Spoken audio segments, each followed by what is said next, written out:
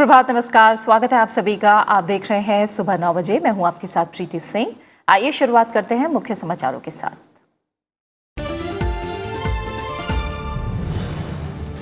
जम्मू कश्मीर में प्राइमरी और मिडिल स्कूलों में बेहतर उपस्थिति के बाद आज से खुल रहे हैं हाई स्कूल। जम्मू कश्मीर प्रशासन ने पाबंदी में ढील वाले इलाकों में दुकानें खोलने के साथ कारोबार शुरू करने की भी दी इजाजत। केंद्र की विकास परियोजनाओं के क्रियान्वयन के लिए क्षेत्रों की पहचान को लेकर कश्मीर दौरे पर केंद्रीय अल्पसंख्यक कार्य मंत्रालय की टीम।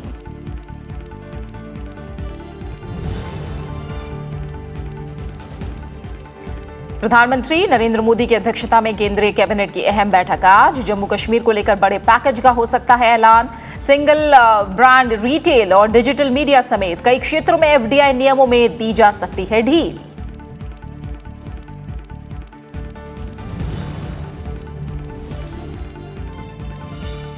सरकार को 1,76,000 करोड़ रुपए का फंड ट्रांसफर, आरबीआई कमेटी का फैसला। विपक्ष के आरोपों पर वित्त मंत्री निर्मला सीतारमण का जवाब। रिजर्व बैंक की बिमल जालान समिति की संशोधित आर्थिक कैपिटल फ्रेमवर्क की हर 5 साल में समीक्षा की सिफारिश।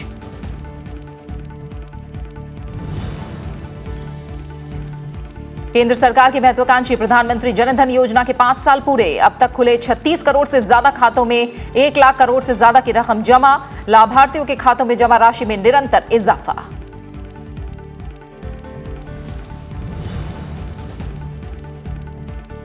और आईसीसी टेस्ट रैंकिंग में टीम इंडिया के कप्तान विराट कोहली बल्लेबाजों में शीर्ष पर बरकरार। चौथे स्थान पर चेतेश्वर पुजारा। गेंदबाजों में जसप्रीत बुमराह पहली बार शीर्ष 10 में शामिल। 9 पायदान की छलांग के साथ 7वें नंबर पर बनाई जगह।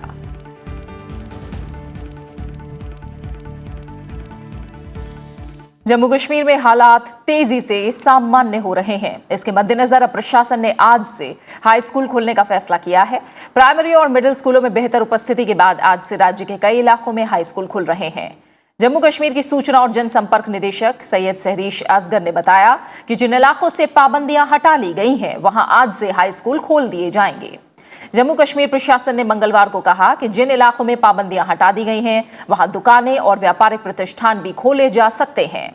यह भी कहा गया है कि कश्मीर घाटी में सार्वजनिक परिवहन सेवाएं बहाल करने के लिए कोशिशें की जा रही हैं। इसके अलावा घाटी में गुरुवार तक 10 और पुलिस स्टेशन खोल दिए जाएंगे और ज्यादा इलाकों में लैंडलाइन टेलीफोन कनेक्शन बहाल करने के लिए घाटी में और भी टेलीफोन एक्सचेंज खोलने के लिए कदम उठाए जा रहे हैं। घाटी में प्राथमिक और माध्यमिक विद्यालय पहले ही खोले जा चुके हैं और पिछले कुछ दिनों में उनमें छात्रों की उपस्थिति भी बढ़ी है। 10 more police stations will be opened by Thursday. 15 new exchanges to be opened from today. The list includes in Anantnag, Lakripura, Kokarnag, Duru, Veeri, in Baramulla, Fatehgarh, Gadkhor, Wagura, Rauhama, Salamabad, Watregam, Kunzar, Singhpura, in Badgam, Khansab, Magam, in Kupwara, Tregam. The Education Department has declared open all high schools in those areas where relaxations and restrictions have been given from tomorrow. वहीं जम्मू कश्मीर दौरे पर गई उच्च स्तरीय केंद्रीय समिति ने केंद्र सरकार के विकास कार्यक्रमों पर अमल का जायजा लिया। अल्पसंख्यक कार्य मंत्रालय का एक दल 2 दिन के दौरे पर कल कश्मीर पहुंचा। इस दल ने श्रीनगर में कल जम्मू कश्मीर के राज्यपाल सत्यपाल मलिक से मुलाकात की। ये दल घाटी में केंद्र सरकार की विकास परियोजनाओं के क्रियान्वयन के लिए क्षेत्रों की पहचान करेगा। बाद में ये दल जम्मू और लद्दाख का दौरा भी करेगा। इस टीम में मंत्रालय के सचिव, संयुक्त सचिव और दूसरे वरिष्ठ अधिकारी शामिल हैं। अल्पसंख्यक कार्य मंत्री मुख्तार अब्बास नकवी ने कहा कि केंद्र सरकार जम्मू कश्मीर और लद्दाख पर विशेष ध्यान दे रही है और राज्य में सामाजिक, आर्थिक और शैक्षणिक विकास की संभावनाओं को तलाश रही है। केंद्रीय पर्यटन मंत्री प्रहलाद सिंह पटेल अगले महीने अधिकारियों की एक टीम के साथ जम्मू कश्मीर और लेह का दौरा करेंगे। प्रहलाद पटेल यहां दोनों केंद्र शासित प्रदेशों में पर्यटन को बढ़ावा देने की योजनाओं की समीक्षा करने जाएंगे। प्रहलाद पटेल ने कहा कि उन्होंने अपने 2 अधिकारियों को पहले ही जम्मू कश्मीर भेज दिया है जो वहां काम कर रहे हैं और वो खुद सितंबर के पहले सप्ताह में वहां जाकर हालात का जायजा लेंगे। प्रहलाद पटेल ने कहा कि वो पहले लेह जाएंगे और उसके बाद जम्मू और कश्मीर के टूरिस्ट स्पॉट की समीक्षा करेंगे। उन्होंने कहा कि दोनों केंद्र शासित प्रदेशों के निर्माण से पहले उनका विभाग काम करना शुरू कर देगा। प्रहलाद पटेल ने कहा कि सरकार ने जम्मू कश्मीर में पर्यटन को बढ़ावा देने के लिए 2 बड़े फैसले लिए हैं। पहला ई-वीजा और दूसरा 137 चोटियों को पर्यटकों के लिए खोलने का फैसला लिया गया है। इससे पर्यटकों की संख्या में इजाफा होगा, एक तरफ राजस्व बढ़ेगा, वहीं दूसरी तरफ स्थानीय युवकों को रोजगार मुहैया हो सकेगा। इस बीच जम्मू कश्मीर को लेकर गृह मंत्रालय में उच्च स्तरीय बैठक हुई। केंद्रीय गृह सचिव अजय कुमार भल्ला की अध्यक्षता में हुई बैठक में जम्मू कश्मीर के विभाजन की प्रक्रिया को आगे बढ़ाने के तरीकों पर चर्चा हुई। साथ ही स्टाफ और संपत्ति के विभाजन पर भी विचार किया गया। संसद ने जम्मू और कश्मीर पुनर्गठन अधिनियम को इसी महीने मंजूरी दी है। इसके तहत जम्मू कश्मीर को 2 केंद्र शासित प्रदेश जम्मू कश्मीर और लद्दाख में विभाजित करना है। पूरी प्रक्रिया 31 अक्टूबर तक पूरी होनी है। ऐसे में सरकार लगातार इस पर मंथन कर रही है। बैठक में प्रमुख केंद्रीय मंत्रालयों और विभागों के 15 से अधिक सचिव शामिल हुए। अधिकारियों के मुताबिक केंद्र सरकार जम्मू कश्मीर के राज्यपाल द्वारा घोषित 85 विकास योजनाओं को लागू करने में मदद करेगी। जम्मू और कश्मीर प्रशासन ने विभाजन की प्रक्रिया को पूरा करने के लिए 3 समितियों का गठन किया है। पहली समिति जम्मू कश्मीर राज्य को 2 केंद्र शासित प्रदेशों में विभाजित करने का काम करेगी। दूसरी समिति फंड के बंटवारे और दूसरे मुद्दों को देखेगी, जबकि तीसरी समिति दोनों केंद्र शासित प्रदेशों के स्टाफ का बंटवारा करने का काम करेगी।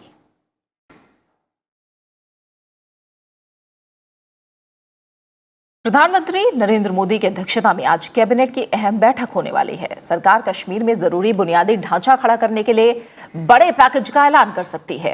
अर्थव्यवस्था में विदेशी निवेश बढ़ाने को लेकर भी बैठक में अहम फैसले लिए जा सकते हैं। सिंगल ब्रांड रिटेल सेक्टर में FDI के मानकों को और उदार बनाने पर कैबिनेट की बैठक में चर्चा हो सकती है। बैठक में कई अहम फैसलों का ऐलान भी होने की उम्मीद है। इसके अलावा आज काउंसिल ऑफ मिनिस्टर्स की भी बैठक होगी। उपराष्ट्रपति एम वेंकैया नायडू ने कहा है कि जम्मू कश्मीर को विशेष दर्जा देने वाले अनुच्छेद 370 के प्रावधानों को हटाना राजनीतिक नहीं बल्कि राष्ट्रीय मुद्दा है। आंध्र प्रदेश की विजयवाड़ा में एक कार्यक्रम में उन्होंने कहा कि लोगों में इसे लेकर लोगों को एक स्वर में बोलना चाहिए, क्योंकि पड़ोसी देश अंतर्राष्ट्रीय मंचों पर अलग अलग राय का दुरुपयोग कर सकता है। उपराष्ट्रपति ने कहा कि ये समय की आवश्यकता थी कि क्योंकि ये मुद्दा काफी समय से लंबित था। उन्होंने कहा कि जम्मू कश्मीर से अनुच्छेद 370 हटाना देश के हित में है। इससे जम्मू और कश्मीर का औद्योगिकरण होगा, रोजगार पैदा होगा और पर्यटन को बढ़ावा मिलेगा। उपराष्ट्रपति ने कहा कि राज्यसभा में 2/3 और लोकसभा से भारी बहुमत से जम्मू कश्मीर से अनुच्छेद 370 को हटाने और पुनर्गठन को मंजूरी दी गई। We must raise above politics. 370 is not a political issue. It's a national issue. Abrogation of 370 is need of the hour. People are rejoicing across the country. There are some problems in certain areas of Kashmir Valley. They have to be taken care and they will be taken care అని మంత్రి గారు చెప్పారు. తర్వాత ఇంకో మాట కూడా చెప్పాడు ఆయన, ఏంటంటే ఇప్పుడు ఈ యూనియన్ టెరిటరీగా పెట్టడం వలన ఆ పోలీస్ వ్యవస్థ కేంద్ర ప్రభుత్వం చేతిలోకి వస్తుంది అదుపు చేయడం కోసం। उपराष्ट्रपति एम वेंकैया नायडू ने 21वीं सदी के वैश्विक बाजार में रोजगार हासिल करने के लिए युवाओं को कौशल और ज्ञान से लैस करने पर जोर दिया है। विजयवाड़ा में आंध्र प्रदेश राज्य कौशल विकास निगम की ओर से लगाई गई प्रदर्शनी का उद्घाटन करते हुए उपराष्ट्रपति ने कहा कि देश की तेजी से आर्थिक प्रगति में कुशल मानव श्रम का अहम योगदान है। उन्होंने पेशेवर मानव संसाधन को पूरा करने के लिए उद्योग जगत से बुनियादी ढांचा विकसित करने की सलाह दी। उपराष्ट्रपति ने उच्च शिक्षण संस्थानों से युवाओं में कौशल और उद्यमशीलता को बढ़ावा देने की बात कही।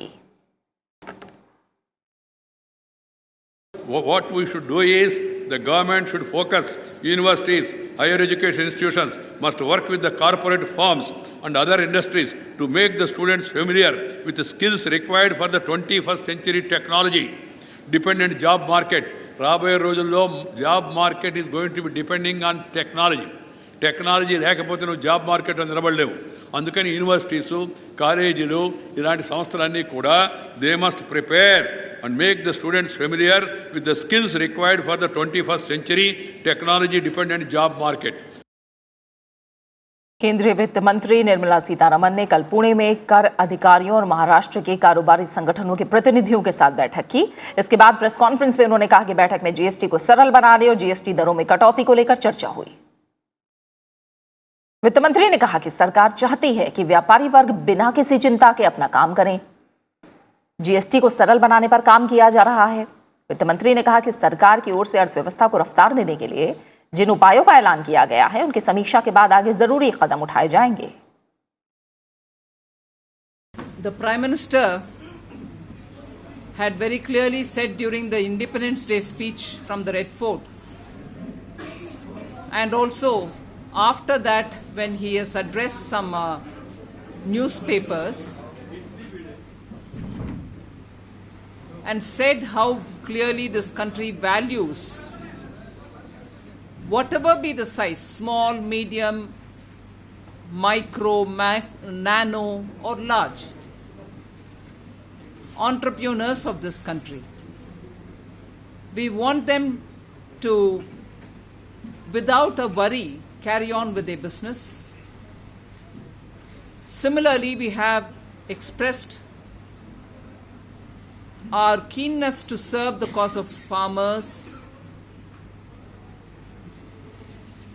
so that everyone carries on with their business, which essentially creates jobs, which creates wealth for the country.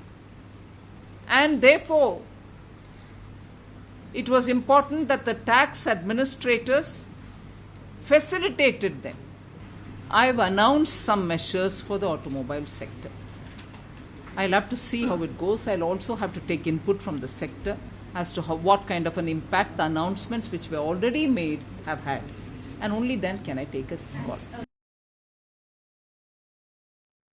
RBI के केंद्र सरकार को अपने लाभांश और अधिशेष कोष की मद से 1,76,000 करोड़ रुपए देने के फैसले पर वित्त मंत्री ने कहा कि ये आरबीआई का निर्णय है, सरकार का इसमें दखल नहीं है। That the Bimal Jalan committee had eminent experts in it. It was constituted by the Reserve Bank themselves and not by the government. They have had several sittings and have said or have come out with a formula. Like the committees which looked at the excess capital framework earlier. So this is a committee which the Reserve Bank appointed, had experts. They have given a formula based on which the amount is arrived at. Reserve bank की बिमल जालान समिति ने संशोधित आर्थिक पूंजी नियम की हर 5 साल में समीक्षा करने की सिफारिश की है। इसी नियम के तहत आरबीआई ने 52,637 करोड़ रुपए का अधिशेष सरकार को ट्रांसफर करने का फैसला किया है। केंद्रीय बैंक ने मंगलवार को समिति की रिपोर्ट जारी की। इसमें सिफारिश की गई है कि आरबीआई वित्तीय वर्ष 2020-21 से लेखा वर्ष को वित्तीय वर्ष अप्रैल से मार्च के साथ तालमेल बिठा सकता है। आरबीआई के केंद्रीय बोर्ड ने सोमवार को जालान के नेतृत्व वाली समिति की सभी सिफारिशों को स्वीकार कर लिया। आरबीआई के मौजूदा ईसीएफ की समीक्षा के लिए सरकार के साथ मशवरा करके रिजर्व बैंक ने समिति का गठन किया था। रिजर्व बैंक ने बिमल जालान समिति की सिफारिशों को अमल में लाते हुए रिकॉर्ड 1,76,000 करोड़ रुपए का फंड सरकार को ट्रांसफर करने का फैसला किया है।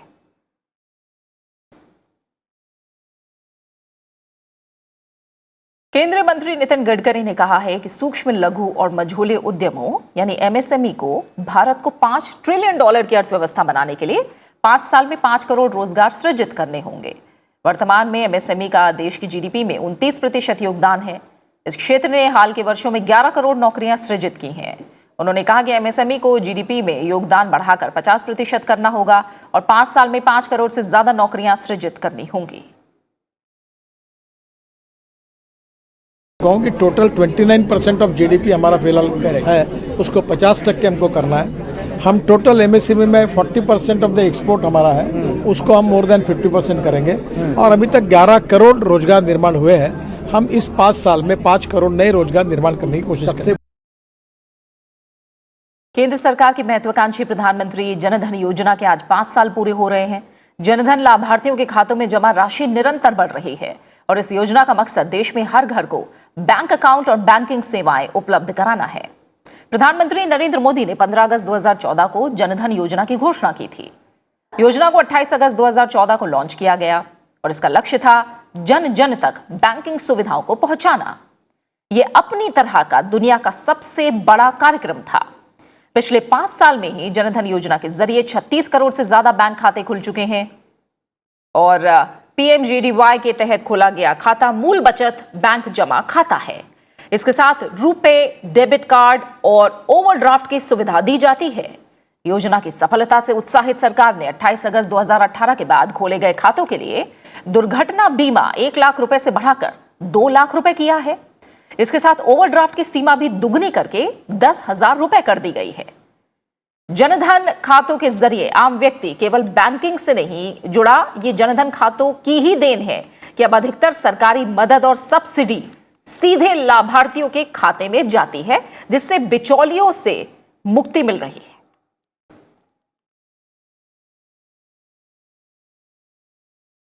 सुप्रीम कोर्ट ने आईएनएक्स मीडिया मनी लॉन्ड्रिंग मामले में पूर्व वित्त मंत्री पी चिदम्बरम को ईडी की तरफ से दी गई गिरफ्तारी से रोक को आज तक के लिए बढ़ा दिया। इससे पहले प्रवर्तन निदेशालय के हलफनामे पर चिदम्बरम की ओर से पेश हुए वकील कपिल सिब्बल ने मनी लॉन्ड्रिंग मामले में 3 तारीखों में की गई पूछताछ की प्रतिलिपि मांगी।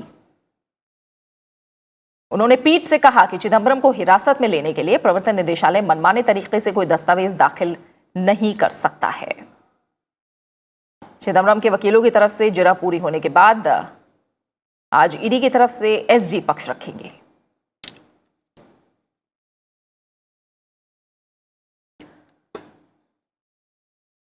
बिहार के 3.5 लाख से ज्यादा शिक्षकों को समान काम के बदले समान वेतन के मामले में सुप्रीम कोर्ट से राहत नहीं मिली। कोर्ट ने शिक्षकों की तरफ से दायर रिव्यू पिटीशन को खारिज कर दिया है। कोर्ट ने कहा कि पहले दिए गए फैसलों को बदला नहीं जा सकता। सुप्रीम कोर्ट ने अपने आदेश में पटना हाई कोर्ट के उस आदेश को खारिज कर दिया जिसमें कहा गया कि बिहार के सरकारी स्कूलों में कार्यरत करीब 3.5 लाख नियोजित शिक्षक नियमित आधार पर वेतन पाने के हकदार हैं।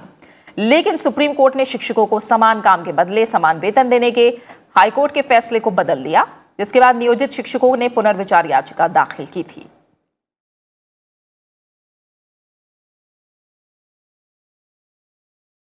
बदलती दुनिया से नई अवधारणा और दृष्टिकोण सामने आए हैं और हिंद प्रशांत उनमें से एक है।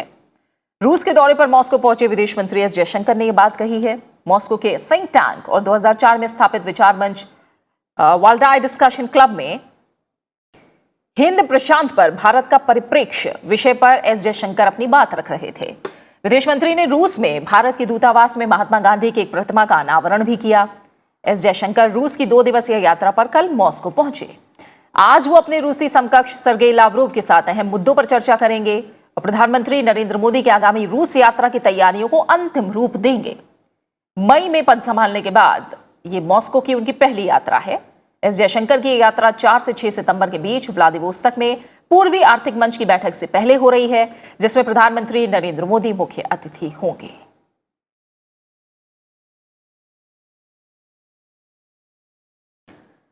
अफगानिस्तान ने संयुक्त राष्ट्र सुरक्षा परिषद को पत्र लिखकर पाकिस्तानी सेना की ओर से लगातार की जा रही गोलीबारी की शिकायत की है।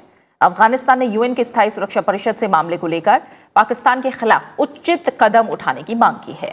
अफगानिस्तान की ओर से यूएन को भेजे पत्र में कहा गया है कि पाकिस्तान की सेना ने कुनार प्रोविंस के शेल्टन जिले में 200 से ज्यादा रॉकेट दागे हैं और इस वजह से संपत्ति को नुकसान पहुंचा है और स्थानीय लोगों को विस्थापित होना पड़ा।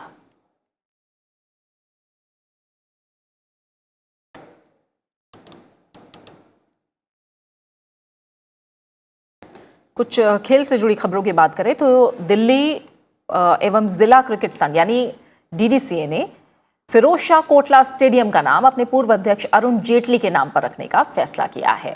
इस स्टेडियम को अब अरुण जेटली स्टेडियम के नाम से जाना जाएगा। डीडीसीए ने ट्वीट करके इस बात की जानकारी दी है। डीडीसीए के मुताबिक कोटला का नाम बदलकर अरुण जेटली स्टेडियम कर दिया जाएगा। हालांकि मैदान का नाम फिरोज शाह कोटला ही रहेगा। जेटली को स्टेडियम को आधुनिक सुविधाओं से युक्त बनाने और दर्शक क्षमता बढ़ाने के साथ विश्व स्तरीय ड्रेसिंग रूम बनवाने का श्रेय जाता है और इसका नया नामकरण 12 सितंबर को एक समारोह में किया जाएगा।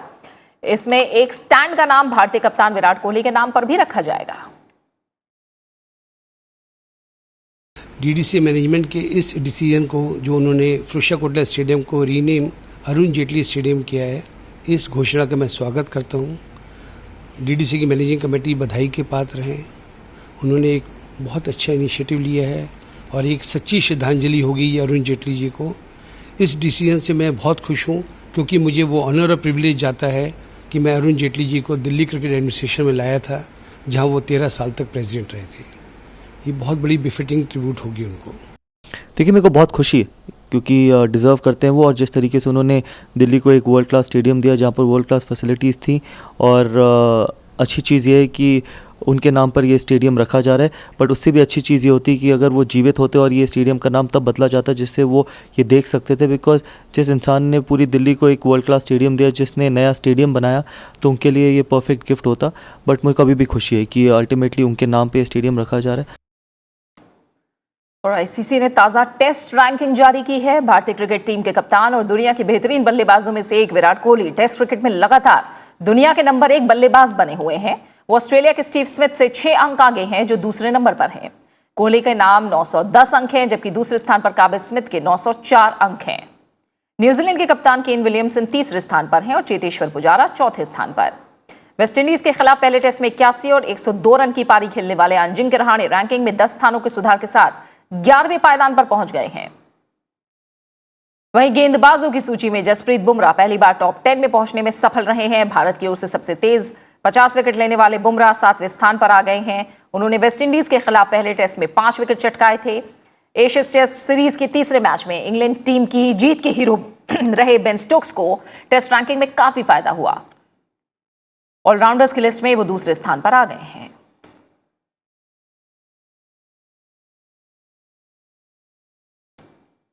वहीं रूस में 45वें वर्ल्ड स्किल्स कजान में भारतीय टीम ने इतिहास रच दिया है। भारतीय टीम ने प्रतियोगिता में शानदार प्रदर्शन किया।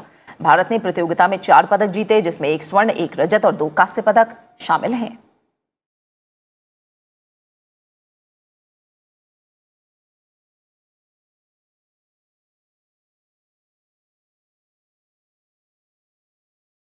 और खेल की दुनिया से अलग कुछ और खबरें। मशहूर अमेरिकी पत्रिका टाइम ने विश्व के महानतम स्थानों को लेकर जारी ताज़ा सूची में स्टैच्यू ऑफ यूनिटी को जगह दी है। स्टैच्यू ऑफ यूनिटी को 2019 के दुनिया के 100 महानतम स्थानों की सूची में शामिल किया गया है। सूची में 9 नए और नए गौर करने लायक स्थानों का संकलन है, जिनका तत्काल अनुभव किया जाना चाहिए। स्टैच्यू ऑफ यूनिटी दुनिया की सबसे ऊंची प्रतिमा है, जो आज़ाद भारत के पहले गृह मंत्री के साथ ही उप प्रधानमंत्री रहे सरदार वल्लभ भाई पटेल को श्रद्धांजलि है। प्रधानमंत्री नरेंद्र मोदी ने ट्वीट करके कहा है कि हाल में एक दिन 34,000 लोगों ने स्टैच्यू ऑफ यूनिटी देखने पहुंचे, जो एक रिकॉर्ड है। प्रधानमंत्री ने स्टैच्यू ऑफ यूनिटी के मशहूर होने पर खुशी जाहिर की है। रेलवे स्टेशन, बस अड्डे और एयरपोर्ट पर जल्द ही आपको गर्मा गर्म चाय और कॉफी कुल्हड़ में परोसी जाने वाली है। प्लास्टिक और कागज के कप के इस्तेमाल के बाद चलन से गायब हुए मिट्टी के कुल्हड़ एक बार फिर चर्चा में आ गए हैं, जिसे लेकर कुल्हड़ बनाने वाले काफी उत्साहित हैं।